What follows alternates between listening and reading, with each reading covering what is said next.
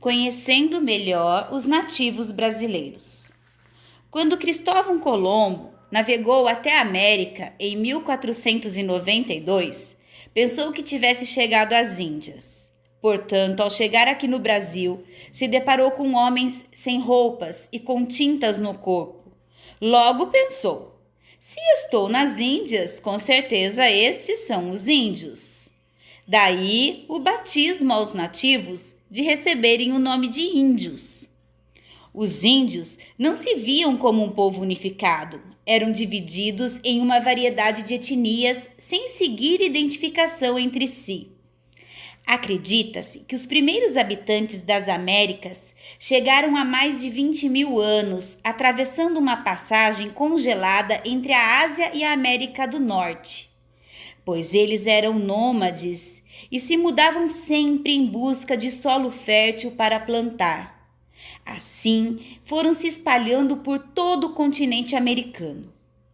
Já no Brasil, se estenderam por todo o nosso território. Eram sociedades igualitárias, que viviam da caça, pesca e cultura de subsistência. Eles plantavam o que precisavam para se alimentar. As habitações eram coletivas, chamadas de ocas, e variavam de tamanho e forma entre as tribos, mas geralmente eram expostas em círculos, onde também aconteciam celebrações e ritos conduzidos pelo pajé e anciões. As tribos eram formadas por laços de parentescos e amizades. Os homens lidavam com a guerra, a caça, pesca, plantio, liderança tribal e construção de aldeia. Já as mulheres cuidavam da colheita, do preparo dos alimentos e da fabricação dos utensílios e adornos. A educação das crianças era a tarefa de toda a tribo. Deixaram grande herança à culinária brasileira. Tapioca, a pamonha, que são derivados da mandioca e do milho. Sua dieta era diversificada de proteína animal graças à caça e à pesca. Nos festejos cobriam os corpos com pinturas e plumas, e a nudez do dia a dia não causava vergonha. Muito higiênicos, devemos a eles o costume do banho diário. Esta é uma tradição que foram os indígenas que nos passaram. Eles também não acreditavam em um Deus único. Tinham a figura do pajé como um elo com o mundo divino. O pajé era considerado como um curandeiro.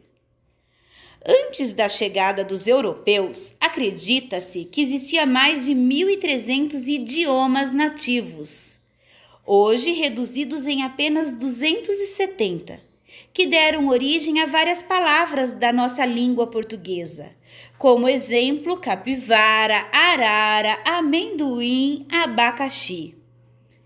Quando os portugueses chegaram em 1500, estima-se que encontraram mais de 5 milhões de indivíduos e hoje reduzidos em menos de 600 mil em poucos séculos. Neste período, houve um grande choque cultural entre os indígenas. Eles desconheciam os objetos, que são os espelhos, rodas, armas, e acabaram entregando a nossa maior riqueza, que era o pau-brasil, aos portugueses em troca desses objetos que por eles eram desconhecidos. O contato com os portugueses trouxe aos índios doenças e epidemias, às quais os nativos não possuíam imunidade, onde muitos deles acabaram morrendo, facilitando a ocupação das suas terras. A partir de 1967, criou-se a FUNAI, Fundação Nacional do Índio, que busca melhorias nas áreas como saúde, educação, meio ambiente, patrimônio e demarcação das terras. Há hoje no Brasil comunidades indígenas em todos os estados que lutam pela sobrevivência e manutenção dos seus costumes e tradições, sendo constantemente ameaçados pelo agronegócio, que busca expandir seu território mesmo através de métodos irregulares. Muitos índios são mortos em conflitos ou expulsos de suas terras, acabando em situação de pobreza nas grandes cidades. São vítimas de preconceito e violações de direitos humanos. São poucas as tribos que existem hoje e vivem da mesma maneira que seus ancestrais.